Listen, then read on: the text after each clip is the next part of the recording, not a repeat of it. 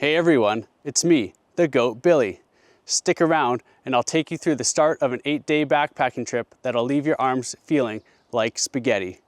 It kicks off with relentless rope climbs that ascend into an upland bog and wraps up the day watching salmon on the edge of spawning. This is one adventure you don't want to miss. I've made it to Nahwitti Bay. It's the first stop in the North Coast Trail. Yeah, it's pretty interesting. They just load you into a water taxi and they just yeet you onto a rock right behind me, and then you just start your adventure. So yeah, it's a 8-day backpacking adventure, solo. There was about, I think, 11 other passengers on the water taxi, so I'm not going to be alone, but it's a fairly small group of people I'll be interacting with here and there. It's going to be definitely a lot quieter than Juan de Fuca, and also a lot more difficult. I begin my journey by going up a pretty muddy, steep hill. I think it's about 250 meters, and I'll be hiking through the forest. After that, I will be making my way to Skinner Creek, which is the first campsite there, and I do believe the first reliable water source. The tides are going to be quite high, lots of times. The low tides will be in my favor, but the low tides are still quite high. They're about 1.5 meters in some areas, so I might have to wade through a bit of the ocean. So we'll see how it goes. But yeah, this is going to be a very challenging adventure, and I've got a very heavy backpack. It's about 21 kilograms or so. Most of my issue this time around is with the food. Yeah, my food bag is like, it's a big one, but I need enough food for 8 days. So yeah, let's go check it all out. Once the water taxi drops you off in Nahwitti Bay, you can begin your adventure. The first half of the day is going to be challenging rope climbs as you ascend into the upland bog. Take your time with the climbs and don't rush. Keep in mind, there are no towns or roads nearby. We are in the middle of nowhere. Make sure to bring your gaiters and boots because you will get muddy. The first 5 kilometers is the most challenging. It's only 300 meters of elevation to get to bogland, but unlike most adventures, it's going to be an upper body grind with all the ropes. Once you reach the bog, the day gets easier. The original plan for today was to make my way to Skinner Creek, but as you'll see later on, I was persuaded to do the extra 3 kilometers to get to Nahwitti campsite. No dogs are allowed in this park. There is a sizable wolf population and they are highly territorial. This adventure is for experienced hikers and backpackers. To Nahwitti from Nahwitti Bay, it's a 12-kilometer hike with just over 400 meters of elevation.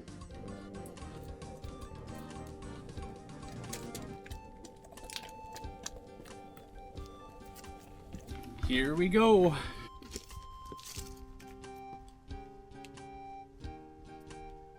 And there's the beginning of the trailhead. According to one of the lore masters aboard the water taxi there, he said just leave your gaiters on pretty much the whole time because you may be knee deep in mud and maybe even further. Some people sink in even more. So yeah, this is going to be a muddy adventure. I am ready. I am gaitered. Immediately as I began, there's this big ol' hardy rope. Helps guide you up the steep path of destiny. I'm sure I'll run into many more of those. The fallen trees here are enormous. They had to cut stairs into them in order to pass. Getting down on the other side was a breeze with the help of root technology. Speaking of roots, this is a common theme throughout the first day. Lots of going up a good incline with ant feet in the way. There are tons of ropes to help guide you up, more than you'd think. Without them, it would be much more difficult. You'd be almost crawling up.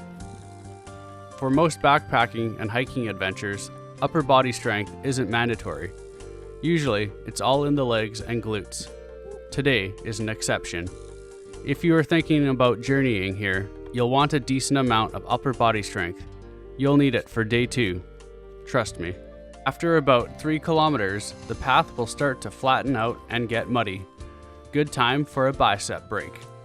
That was a strenuous section. Definitely a great workout. This is more of an agility course with a 20 kilogram backpack. Now we enter the bog where plank land awaits us.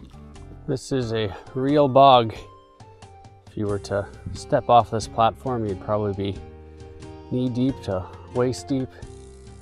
A bunch of watery, planty goodness. So I am thankful that this little boardwalk is here, guiding me along the way. Because when there isn't one, it's just a mud pit. And I sank into one pretty good, almost up to my knee already. So the legends are true. After a brief stroll through Plankland, I found some stairs. And of course, another rope on the other side of the stairs to guide me back to Plankland 2.0. Being greeted with a boardwalk after your arms have turned into spaghetti is always a nice sight. What a lovely boggy adventure so far. A little ladder awaited me after that quick flat stretch. There is lots of love put into this provincial park. All these little qualities make the adventure astonishing. Back into the mud I go to hang out with the muck and ant feet. There's a nice little sign saying that you're halfway between Shusharty Bay and Skinner Creek. On this trail there's no kilometer markers like Wandafuka. Be careful on this stretch.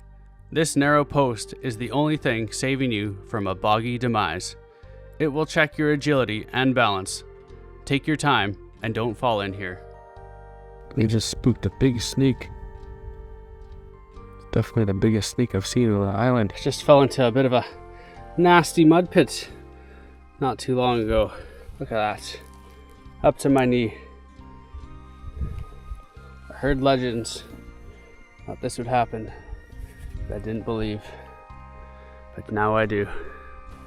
So I just passed by a park operator. I was kind of concerned about the noise he was making, because I thought there was a bear rummaging through the bushes, because all I heard was like a bunch of crashing and twigs breaking and stuff, so I was kind of leery to pass by there. So I turn around the corner, and there's a park operator.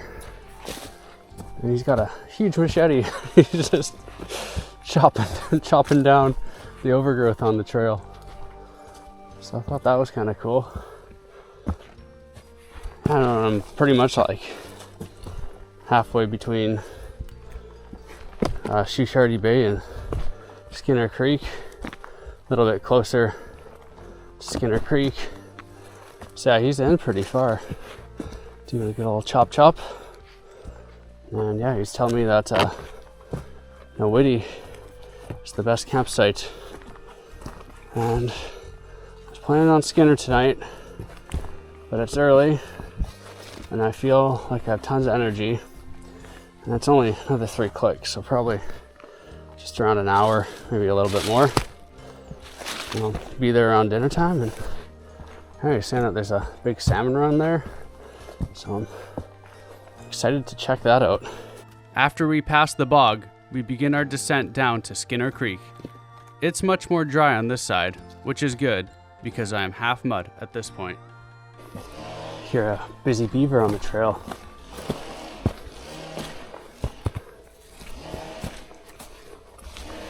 This is the final rope down to Skinner Creek. Nearly there now, which is good. I am in need of some fresh, non-boggy water. So right here is Skinner Creek. It's the first spot where you can get reliable fresh water. I saw a bunch of water in the bog, but I'm not too sure about that type of water. I mean, I'm sure it's drinkable with the filter, but it gets a little harsh on the filter. Refilling the GeoPress when you are without water is always refreshing. We're almost at the beach. Let's see what obstacles await us. Nearly there now. I can see glimpses of the beach here and there. As you can see, the path is obstructed by plenty of deadfall. Most of it you can climb over, but sometimes you must crawl under. Woo. Crawling out of that tree hole with a heavy backpack is quite a challenge. Going prone with all that weight is crushing and quite awkward. Not long after traversing over that giant stump, I was finally able to get to Skinner Beach. The goat has made it all the way to Skinner Beach. Yeah, let's go check out the campsite. Looks like someone has a double tarp set up. That's smart. Cool. Oh, we've got one of the old school, just giant bear lockers. Oh, that's awesome.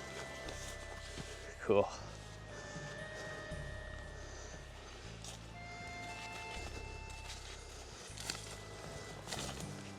Old map and a tide table.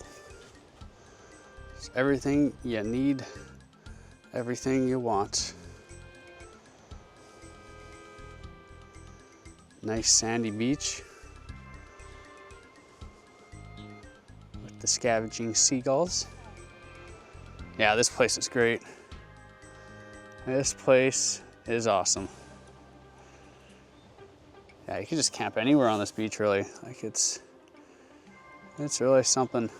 Got a little pit toilet just past the bear locker, and pretty close to it. There's a little clearing here, just off of the beach.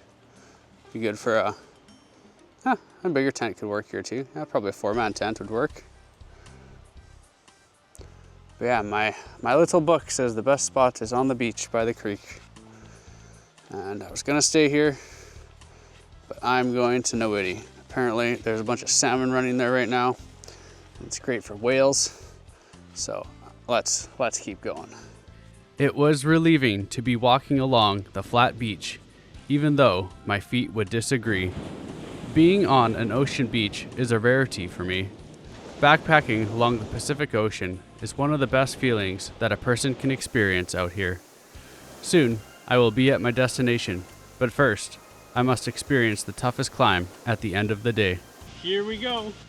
Took me a couple of attempts to start this climb. The rock I initially put my left foot onto is slippery and it's a bit awkward, especially with a heavy backpack. This rope climb between Skinner Creek and Nahwitti is the toughest.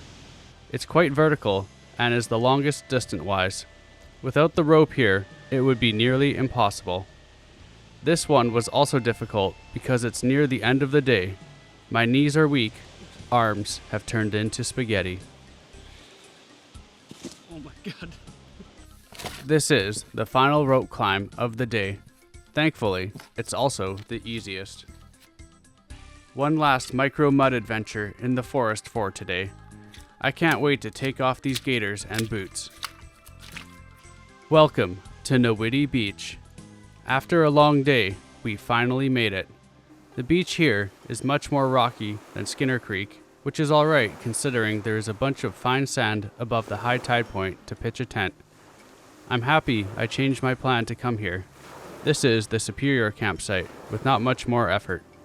Don't get me wrong, Skinner Creek is also lovely, and if that's as far as you can make it that day, you're still in for a treat. Seems like Nahwitti was the popular campsite for today. Most of the people I started my journey with also ended up here.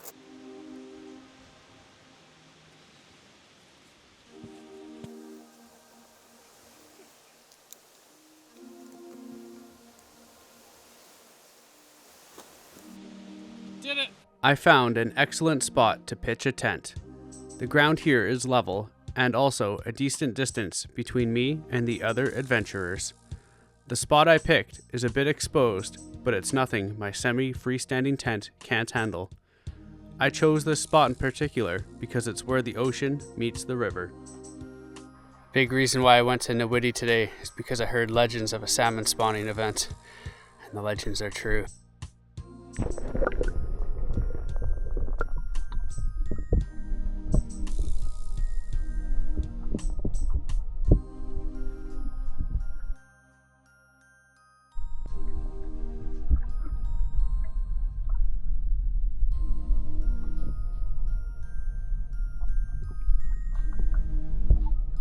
Just spent the past 2 hours at Nahwitti River, watching the salmon jump behind me there. They've been jumping like crazy for the past 2-3 hours, getting their little final feast before they go into spawn mode. So I was talking to someone, and they're saying that they're waiting for a little bit more rain so they can swim up the river a little bit easier. North Coast Trail is awesome. It's just a small group of people. It's not like 100 hikers, one camp like Wanda Fuca. So yeah, I really like these vibes. Definitely, I think today's probably my favorite day hiking or backpacking I've ever had. So yeah, it's been quite special. All right, let's go explore the rest of the camp. I brought 2 teas with me to the beach and only one made it there. And look, this little guy's waiting on a log. Someone must have picked it up when I accidentally dropped it. Thanks to whoever did that. So here's the Nahwitti campsite here. Got a monster food cache.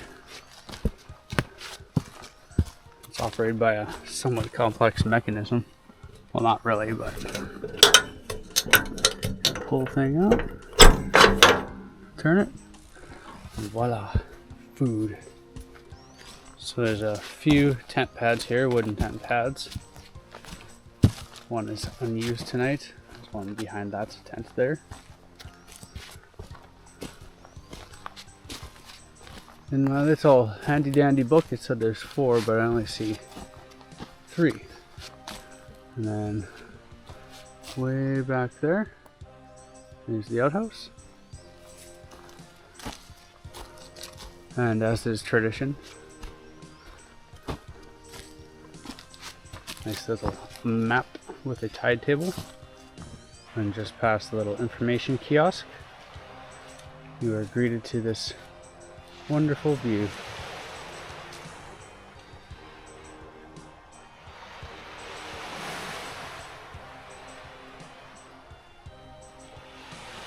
Turned out to be a very, very nice day after a rainy and overcast morning.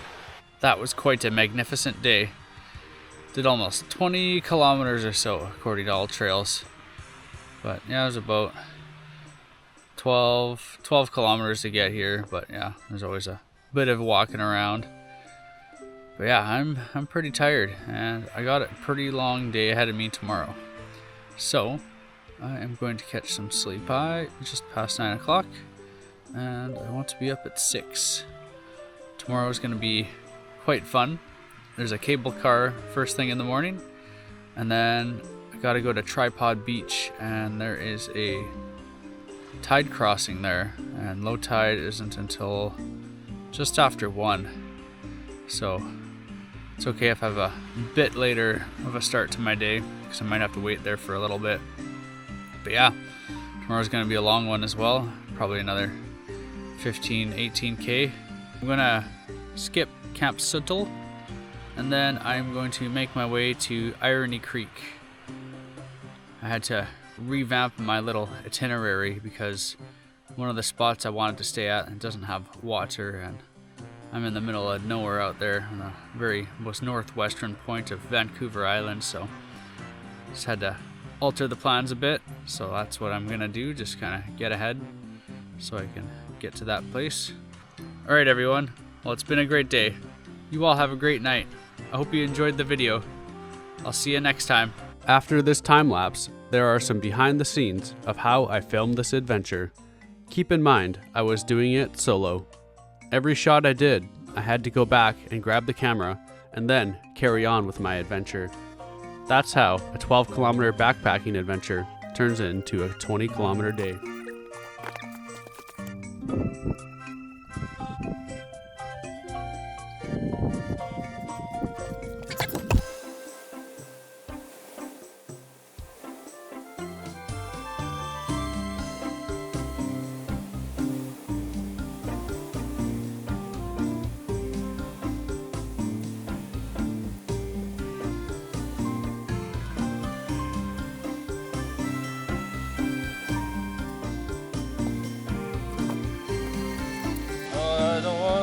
But I gotta, it's a French shot, baby.